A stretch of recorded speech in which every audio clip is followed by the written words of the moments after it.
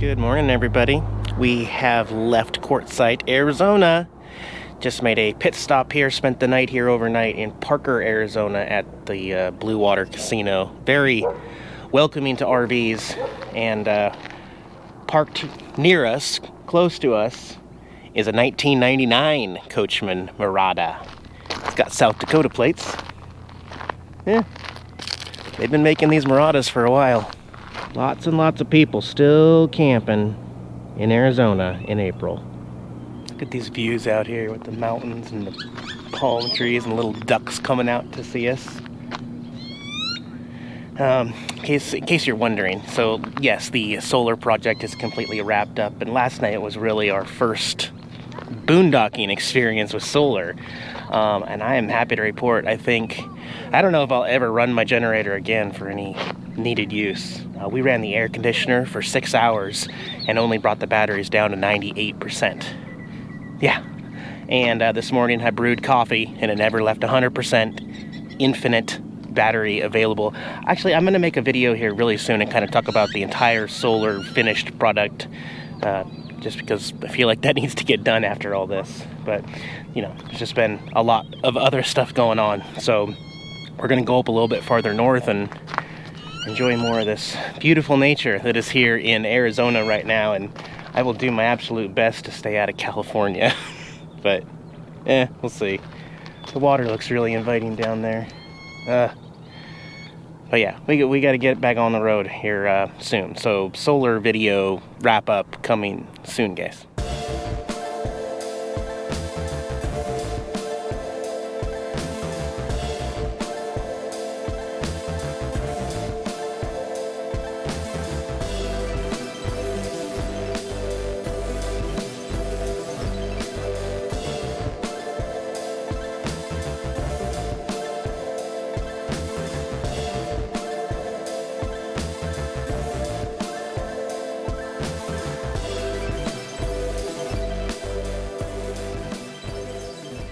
Nice scenic little drive, and we got here to Lake Havasu City with the London Bridge over there. I've been here before, but I did finally get a chance to film my solar video here, so that will be my next video when I get that updated.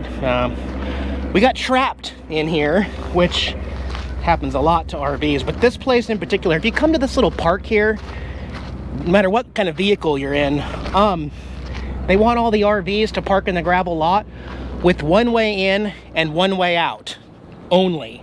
And it's that little driveway right there. And we were sitting here and I watched that big white F-150 pull into the driveway and stop right behind that other white truck, like literally pulled into the driveway and parked and blocked the randomest thing.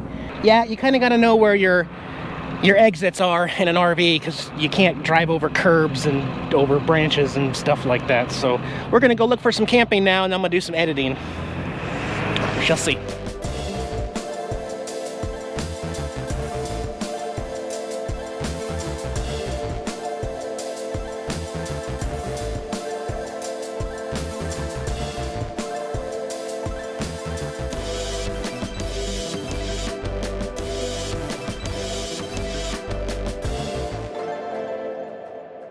Look at this place. We are just north of Craggy Wash, which I heard some bad stories about, so we avoided that one and came out here to Lone Hill BLM camping, another 14-day max stay. And I gotta be honest with you, it's pretty nice out here boondocking in nature. This one has cell phone reception, where other people were saying Craggy Wash can be kind of spotty. Now we're like 4 miles from the Verizon and AT&T tower, so, and still a lot of people out here. And guess what? I'm boondocking in the Class A, which for some reason everybody says was never gonna happen. Now granted, some of the roads in here are not fantastic for driving any kind of an RV. You just gotta be careful, you gotta be slow, but it keeps surprising me how when I got the Class A, going from the Class C, that most of my viewers are like, well, kiss boondocking goodbye. Eric's just gonna be at RV parks from now on.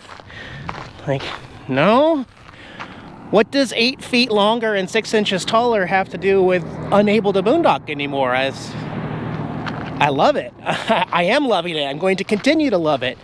And in the RV right now, we are surprisingly getting lots and lots of solar. I'm still at 100% here, kind of on an overcast, hot and muggy day here in Arizona. And I don't know if you can hear it, but I got my top AC fan going throughout the RV with the windows open. That seems to draw, you know, enough amps that it's just kind of unlimited. Whereas running the air conditioner, even on a bright sunny day, I still feel like there's gonna be a limit, whatever that limit is.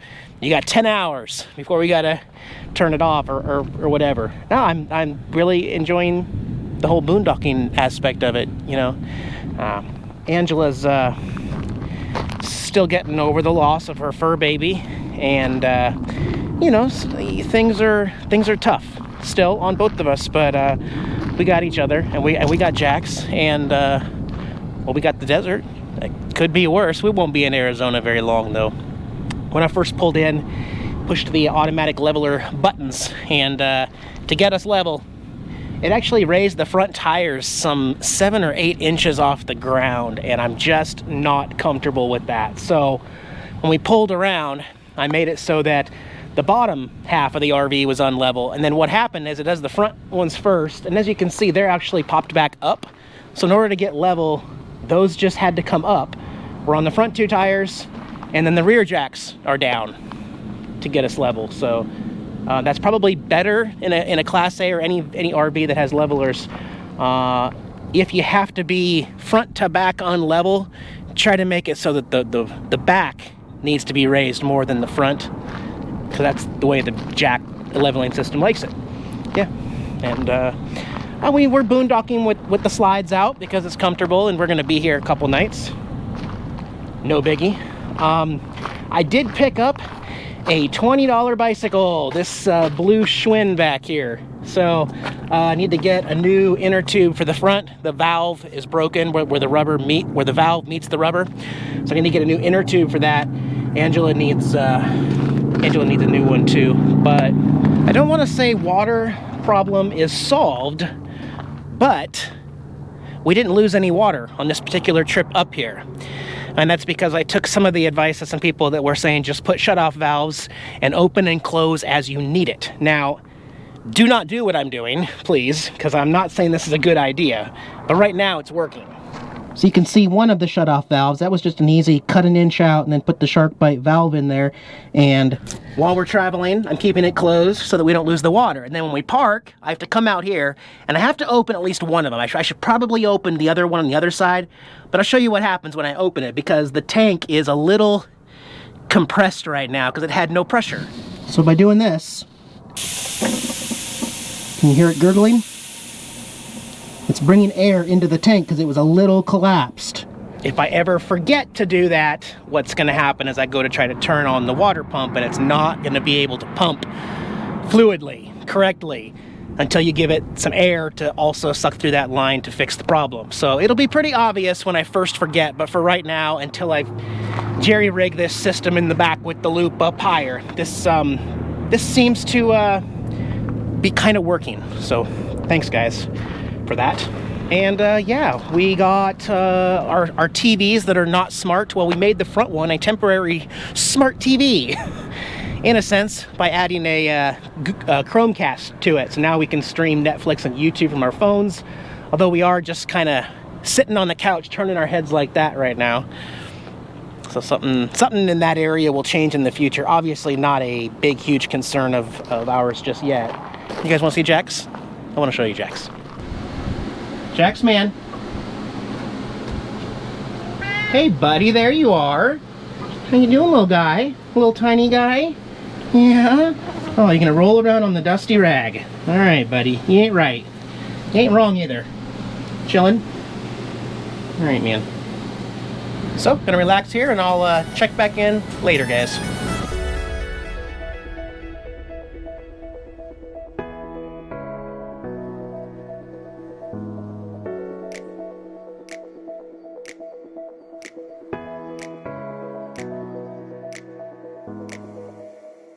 Kind of a quiet, peaceful time out here, except for the occasional semi-truck out there. We're about a half mile from the highway, but other than that, I mean, it's okay, right?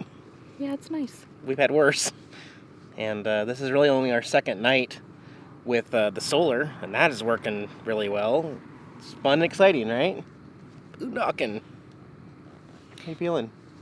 I'm good. I really want to say thank you to everyone who has given us a lot of love and support over the last few days. It really means a lot. We sincerely appreciate your kindness. No, we do. We do. We're gonna relax a little bit more and then probably be heading north here soon, so we'll be back with you soon, guys. Hang tight. Bye-bye.